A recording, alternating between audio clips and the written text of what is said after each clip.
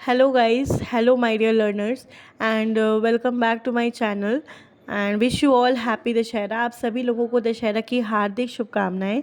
और अगर आपको मेरे लेक्चर्स पसंद आते हैं तो प्लीज़ मेरे लेक्चर्स को लाइक करें और ज़्यादा से ज़्यादा शेयर करें लोगों को, और प्लीज़ मेरे चैनल को सब्सक्राइब करें। आज हम लोग पढ़ने वाले हैं इन सिटू कंजर्वेशन मेथड के बारे में, जो कि आपका एमएससी का यूनिट 2 का टॉपिक है। इन सिटू कंजर्वेशन मेथड, अगर हम बायोडाइवर्सिटी कंजर्वेशन मेथड्स की बात करें तो ये ब्रॉडली 2 कैटेगरीज में डिवाइडेड होते हैं, in situ conservation method and ex situ conservation method. In situ conservation method में क्या कैसे हम इसको डिफाइन करेंगे कि एक convention on biological diversity 1992 defines the in situ conservation as the in situ conservation को कैसे convention on biological diversity define करती है, इसको हम कहते हैं CBD। ठीक है, ये क्या कहलाता है हमारा, ये कहलाता है हमारा CBD।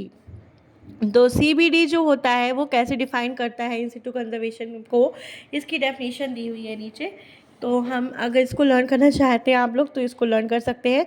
The in situ conservation as the conservation of ecosystem and natural habitat and the maintenance and recovery of a viable population of species in their natural surroundings, and in the case of domesticated or cultivated species in the surrounding where they have developed their distinctive property।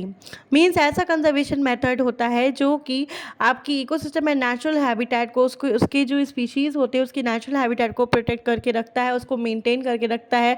और क्या कर सकते हैं, विएबल population की हम लोग इस इन situ conservation की मदद से हम उसकी रिकवरी कर सकते हैं, और उस स्पीशीज़ की natural surroundings, species in their natural surrounding and उनकी नेचुरल सराउंडिंग में हम उसकी रिकवरी कर सकते हैं। और क्या कर सकते हैं, and in the case of domesticated and cultivated species, domesticated और कल्टिवेटेड स्पीशीज़ की केस में क्या होता है, in the surrounding where they have developed their distinctive property, कहाँ पे हम उनको कंजर्व कर सकते हैं, जहाँ पे उन्होंने, जिस जगह पे उन्होंने अपनी डिस्टिंक्टिव प्रॉपर्टीज़ को डेवलप किया है। ठीक है, और it is the process, second point है, it is the process by of protecting the plant species in its natural habitat, उसके नेचुरल हैबिटेट पे प्रोटेक्ट करके रखने का प्रोसेस है in situ conservation. Either by protecting or cleaning up of the habitat itself, हम उसको protect कर सकते हैं और उसके हैबिटेट जहाँ वो रह रहा है उसको क्लीन करके, और by defending the species from the predators, या उनको डिफेंड कर सकते हैं फ्रॉम द प्रेडेटर्स, जो प्रेडेटर्स होते हैं उनसे हम उनको बचा सकते हैं। In the conservation on biological diversity through its article 8 and envisages the importance of in situ conservation and advises all the contracting parties to follow these guidelines।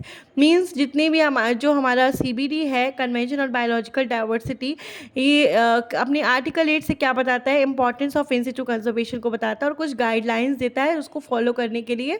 तो आपको ये दो चीज़ें याद रखनी है, आर्टिकल 8 के बारे में याद रखना है और आपका ये पॉइंट कि हम कैसे प्लांट की स्पीशीज़ को प्रोटेक्ट कर सकते हैं, either by protecting or by cleaning up of the habitat, for defending the species from the predator से डिफेंड कर सकते हैं स्पीशीज़ को।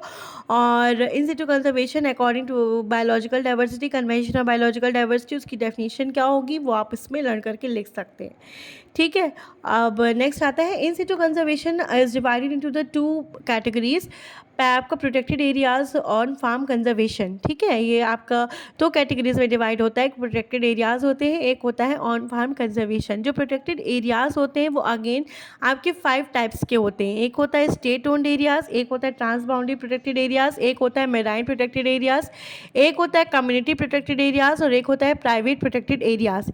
अब इनमें से जो आपको मेन पढ़ना है वो है आपका स्टेट ओन्ड एरियाज, जिसमें आता है national park, wildlife century, biosphere reserves, ये सारी चीज़ें आती हैं। ठीक है, अब इन सिटू कंजर्वेशन का इंपॉर्टेंस क्या होता है कि हम bigger breeding population can be kept in situ में हम इसको रख सकते हैं बिगर ब्रीडिंग पॉपुलेशन को, और रिवोल्यूशन एंड अडेप्टेशन आपका इसकी इंपॉर्टेंस में आ सकता है।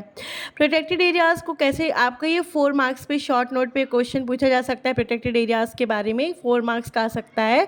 क्या होता है प्रोटेक्टेड एरियाज़, किसे कहते हैं, in situ conservation is achieved mainly through protected areas.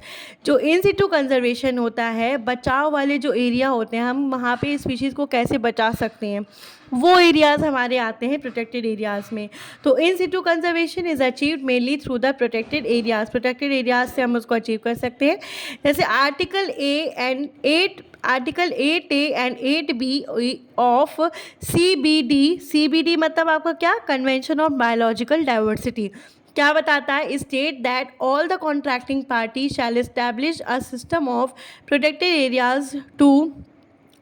areas to conserve biological diversity and also develop necessary guidelines for selection, establishment and management of protected areas। ये क्या बताती है कि जितनी भी हमारी कॉन्ट्रैक्टिंग पार्टीज़ हैं इसको क्या करना चाहिए, शाल इस्टेब्लिश करना चाहिए, एक सिस्टम बनाना चाहिए प्रोटेक्टेड एरियाज़ को प्रोटेक्ट करने के लिए, बायोलॉजिकल डाइवर्सिटी को प्रोटेक्ट करने के लिए उसको एक सिस्टम बनाना चाहिए एंड क्या डेवलप करनी चाहिए, नेसेसरी गाइडलाइंस को डेवलप करना चाहिए फॉर सिलेक्शन करने के लिए, इस्टेब्लिश करने के लिए और मैनेज करने के लिए प्रोटेक्टेड एरियाज़ को। ठीक है, तो अकॉर्डिंग टू, अब हम प्रोटेक्टेड एरियाज़ को डिफाइन करते हैं according to IUCN 2008। Protected areas is defined as, कैसे डिफाइन कर सकते हैं, protected area is closely defined geographical space recognized, dedicated and managed through the legal and other effective means to achieve the long term conservation of nature with associated ecosystem services and cultural values। Means IUCN category ने कैसे उसको define किया है, IUCN 2008 protected areas को कैसे define किया है। Protected area एक क्लोजली डिफाइंड जोग्राफिकल स्पेस है जो कि रिकॉग्नाइज होती है, डेडिकेटेड एंड मैनेज की जाती है through the legal and effective means से मैनेज करी जाती है to achieve the long term conservation को अचीव करने के लिए। एक ऐसी जगह होती है जहाँ पर हम उसको मतलब लीगली हम उसको कह सकते हैं कि हमारा प्रोटेक्टेड एरिया, हम इस पर कोई भी स्पीशीज़ को कंजर्व करके रख सकते हैं। ठीक है, और कंजर्वेशन उसका कर सकते हैं, नेचर का कंजर्वेशन कर सकते हैं and associated ecosystem services and cultural values को। ठीक है, The protected areas are at the core of effort towards conserving the nature and services. It provides us the food, clean water, supply, medicines and protection from the impact of natural disaster. Protected areas का मतलब क्या effort, क्या क्या हो सकते, core of efforts क्या हो सकते हैं towards conserving nature is this and the services. It provide us the food, clean water, supply, medicine and protection from the impact of natural disasters.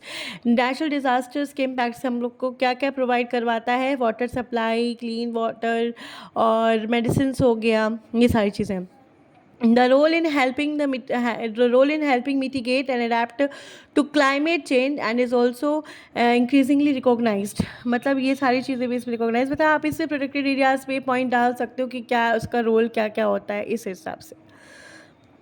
Protected areas are divided on the basis of ownership के basis से protected areas को divide किया गया। Again क्या होता है, state own and manage protected areas, transboundary protected areas, marine protected areas, community protected areas, private protected areas में divide करते हैं।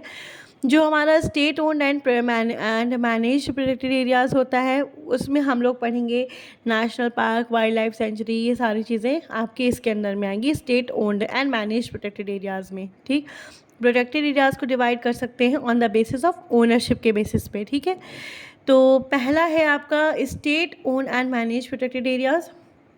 These protected areas are allocated and managed by individual countries with their territory। मतलब एक individual country ही उसको अपने manage करती है और कहाँ पे एलोकेटेड होते हैं, वहीं पे एलोकेटेड होते हैं with their territory. And this type of protected areas include, इसमें क्या, इस प्रोटेक्टेड एरियाज में क्या क्या इंक्लूड होता है, पहला होता है हमारा नेशनल पार्क आता है। अब नेशनल पार्क और ये सारी चीज़ें जो wild life sanctuary, national park हो गया, ये हम अलग अलग इसका वीडियो बना के लेके आएंगे क्योंकि ये बहुत ही ब्रॉड टॉपिक है आपके सिलेबस में और पूछा जा सकता है लॉन्ग में भी, शॉर्ट में भी। मेनली इसके चांसेस है शॉर्ट आंसर टाइप क्वेश्चन में पूछ सकते हैं। ठीक है, तो ये एक स्टेट ओन्ड एरिया और होता है। नेशनल पार्क को कैसे डिफाइन कर सकते हो आप, defined as an area declared by the state for the purpose of protecting, propagating of wildlife therein or its natural environment for scientific, educational and recreational value। Means आप उसको कैसे define कर सकते हो, कैसा एरिया होता है जिसको हम, जो स्टेट डिक्लेयर करता है फॉर द पर्पस, किस पर्पस के लिए, for the purpose of protect करने के लिए, propagating the wild life propagate करने के लिए, and it's natural environment and it's scientific, educational and recreational value के लिए। हम लोग जो वाइल्ड लाइफ को प्रोटेक्ट करते हैं नेशनल पार्क और इन सब जगह पे सबको प्रोटेक्ट करके करके रखना, ये हमारा नेशनल पार्क के एरिया का काम होता है। जनरल पब्लिक में enter it for the purpose of observation and study.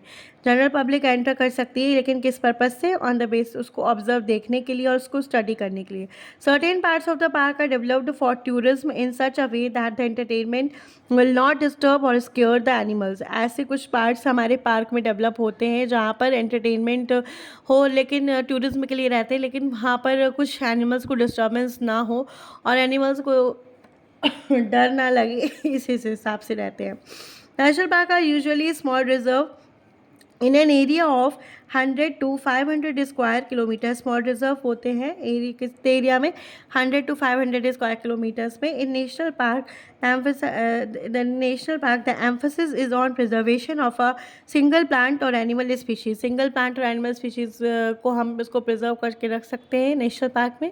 ये सिर्फ एक शॉर्ट बेसिस पे मैं बता रही हूँ, लेकिन अगले वीडियो में मैं इसको लॉन्ग में भी कवर करवाऊँगी। एंड सेकेंड आपका आता है wildlife sanctuaries.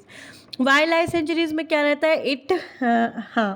Wildlife sanctuary is dedicated to protect the wildlife. मतलब वाइल्ड लाइफ सेंचुरी में क्या होगा कि वाइल्ड लाइफ को ही हम लोग प्रोटेक्ट करेंगे, वो is dedicated to protect the wildlife, protect करते हैं। In a sanctuary killing, hunting or capturing of any species of birds or mammals is prohibited except by or under the control of highest authority in the department for the management of the sanctuary। Means आपका जो wild life sanctuary होती है उसमें killing, hunting और species को capture करना या birds को कैप्चर करना, स्पीशीज़ ऑफ बर्ड्स को कैप्चर करना, मैमल्स को, ये सब कुछ प्रोहिबिटेड होता है। वहाँ पे ये सब कुछ ना आप नहीं कर सकते हो। वहाँ पे आप जाओगे बस जा कर के ये सारी चीज़ें, लेकिन वहाँ पे प्रोहिबिटेड रहती है। वहाँ पे आप ये सब मैमल्स को पकड़ना, कैप्चर करना, हंट करना, उसको मार देना, किल करना, ये सब आपका प्रोहिबिटेड रहता है। ठीक है, और ये सब किसके कंट्रोल में रहता है? हाईएस्ट अथॉरिटी के कंट्रोल में रहता है।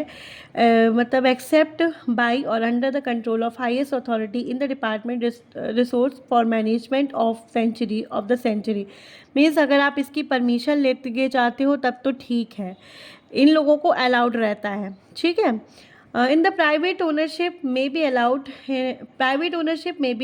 Allowed to continue in a sanctuary and forestry and other uses permitted to extent that they do not adversely affect the wildlife. The difference between the sanctuary and national park is subtle and even confusing. Hunting without permit is prohibited and grazing or movement of cattle is regulated in sanctuary. However, all these activities are strictly prohibited in the national park. In the sanctuary, human activities are allowed, but in national park, human activity interference is prohibited. Okay. Means वो ये बताते हैं इसमें कि जो आपका wild life centuries होता है ये भी आपकी वाइल्ड लाइफ को प्रोटेक्ट करता है, और नेशनल पार्क जो होते हैं ये भी आपके वाइल्ड लाइफ को प्रोटेक्ट करते हैं और भी स्पीशीज़ को प्रोटेक्ट करते हैं। लेकिन जो इन दोनों में डिफरेंस होता है वो बहुत ही सब्टल होता है, बहुत ही माइन्यूट सा डिफरेंस होता है दोनों में। वो ये होता है और इसीलिए दोनों में बहुत ज़्यादा कन्फ्यूजन क्रिएट हो जाती है। अगर आपसे कोई डिफरेंस पूछे कि वाइल्ड लाइफ सेंचुरी में और नेशनल पार्क में क्या डिफरेंस होता है, तो आप मेनली ये डिफरेंस बता सकते हो। सेंचुरी में क्या होता है कि ह्यूमन की एक्टिविटीज़ जो होती है वो अलाउड होती हैं, लेकिन जो हमारे नेशनल पार्क होता है तो उनमें ह्यूमन इंटरफेरेंस प्रोहिबिटेड रहते हैं। ठीक है, उसमें अलाउड नहीं रहते हैं। ठीक है, तो ये हमारा वाइल्ड लाइफ सेंचुरी और नेशनल पार्क में डिफरेंस हो गया। नेक्स्ट हमारा आता है बायोस्फीयर रिजर्व। ये बायोस्फीयर रिजर्व जो होता है ये बायोजियोग्राफिकल प्रोविंस को रिप्रेजेंट करता है। बायोस्फीयर रिजर्व भी इसी के अंडर में आते हैं, इसको हम नेक्स्ट क्लास में पढ़ेंगे। ठीक है, अभी मैं अपने वीडियो को ख़त्म करती हूँ यहाँ पे। और अगर आपको मेरे लेक्चर पसंद आया है तो please like, share and subscribe my channel, and thank you so much for watching my video. And आप लोग प्लीज़ मेरा लेक्चर आपको कैसा लगता है इसके लिए आप मुझे फीडबैक ज़रूर से ज़रूर दें, and thank you so much.